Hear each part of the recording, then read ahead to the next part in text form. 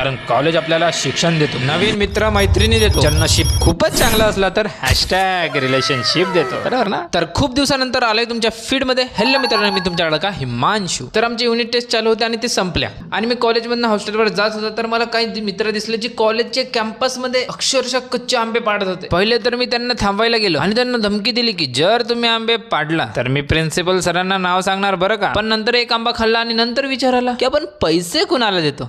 कॉलेजला. कॉलेज कुणासाठी? आपल्यासाठी. टीचर्स कुणासाठी? आपल्यासाठी. कॅम्पस कुणासाठी? तो पण आपल्यासाठी. तर मग कॅम्पसचे आंबे कुणासाठी?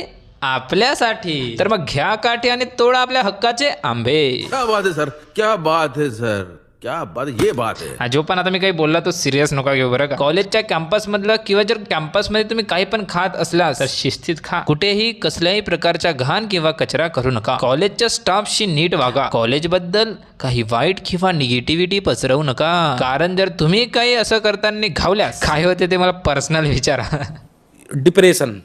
कारण कॉलेज आपल्याला शिक्षण देतो, नवीन मित्र मैत्रिणी देतो, जर नशीब खूपच चांगलं असला तर हॅशटॅग रिलेशनशिप देतो, बरोबर ना? आणि मेन म्हणजे 100% प्लेसमेंट नाही तर 100% डिग्री देतो. जय हिंद, जय भारत, जय महाराष्ट्र, जय कॉलेज.